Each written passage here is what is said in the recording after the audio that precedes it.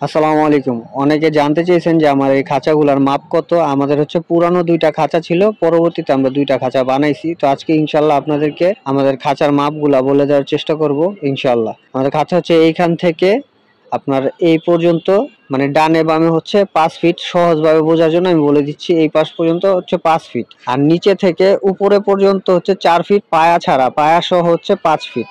আমরা এখানে তার ব্যবহার করছি হচ্ছে ১০ নম্বর তার, ১০ নম্বর এমএস তার আরকি। আর গ্যাপটা দিছি হচ্ছে ১.৫ ইঞ্চি গ্যাপ। আর যেহেতু আমাদের এখানে শিয়াল বা অন্য কোনো প্রাণীর আক্রমণের ভয় নাই, তাই আমরা গ্যাপটা একটু বাড়ায় দিছি। তাতে আমাদের খরচ অনেকটা কমে গেছে। আর আমরা ২ তালা করে দিছি, মানে ২ তালায় হচ্ছে ২ টা করে চটি দিয়ে দিছি, যেখানে আমাদের মুরগি এবং চীনা মুরগিগুলা বইসা থাকতে পারে। আর আমরা নিচে চাইলে আরো ২ টা করে চটি দিতে পারতাম, বাট একটা সমস্যা হচ্ছে নিচের চটিতে তারা কখনোই বসে না। মুরগি বলেন বা আমাদের চীনা মুরগি বলেন, তারা সবসময় উপরের ২ চটিতে আরকি থাকে, তাই আমরা ২ তালা করেই দিছি। এবার আসেন একটা ইনফরমেশন আপনাদের সাথে শেয়ার করি। আমরা হচ্ছে এই নিচে হচ্ছে পলিথিন ব্যবহার করছি এবং উপরে হচ্ছে নেট ব্যবহার করছি। উপরে নেটটা কেন দিছি, ধরেন নিচে পলিথিনটা হচ্ছে খুব পাতলা, আমি এটা ২০ টাকা গজ কিনছি। আর উপরে নেটটা হচ্ছে আপনার এরকমই ১৮ থেকে ২০ টাকা গজ আর কি কিনছিলাম। তো নিচে পলিথিন দেওয়ার কারণ হচ্ছে যে যখন এখন তো শীতকাল, যখন আর কি ঝড় তুফানের সিজন আসবে, তখন হচ্ছে প্রচুর বাতাস থাকবে। যদি উপরে পলিথিনটা দিতাম তাহলে পলিথিনটা খুব সহজেই ছিঁড়ে যাওয়ার সম্ভাবনা থাকতো। যেহেতু আমরা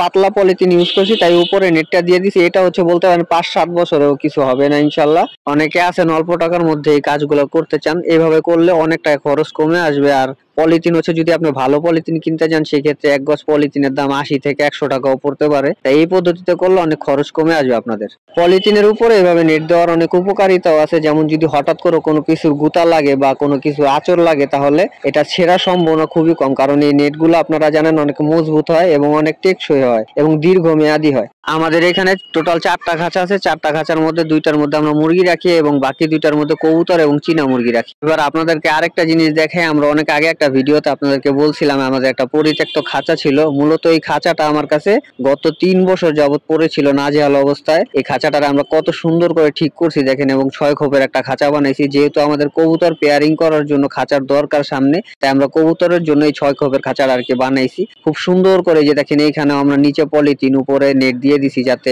অনেকদিন টেকসই থাকে। যেহেতু আমি চালের বদলে পলিথিন দিছি, তাই পলিথিনটা হচ্ছে মোটা দিছি। এই পলিথিনটা হচ্ছে ৯০ টাকা গজ কিনছিলাম। আমাদের এই খাঁচাটার মধ্যেও ১০ নাম্বার তার আমরা ব্যবহার করছি। আর গ্যাপ হচ্ছে ১ ইঞ্চি, সব সাইডে ১ ইঞ্চি গ্যাপ। আরেকটা জিনিস আপনাদেরকে দেখাই, আমরা যে গেটটা করছি, এই গেটটা খোলার জন্য ভিতরে নাট ঢুকায়, তারপরে মানে নাটের যে বল্টুটা থাকে ওটা ঢুকায় তারপর হচ্ছে গেটের সিস্টেমটা করছি। তাতে অনেক টেকসই হয়েছে। আর আমাদের খাঁচার মাপটা হচ্ছে চারোদিকে হচ্ছে ১৭ ইঞ্চি, মানে ভিতরে বাইরে উপরে নিচে সব দিকে হচ্ছে ১৭ ইঞ্চি। এক একটা খোপের মাপ ১৭ ইঞ্চি করে। তো মোটামুটি চেষ্টা করলাম আপনাদেরকে ছোটখাটো ইনফরমেশন দিয়ে হেল্প করার জন্য। আজকে এই পর্যন্তই। সবাই ভালো থাকবেন। আসসালামু আলাইকুম।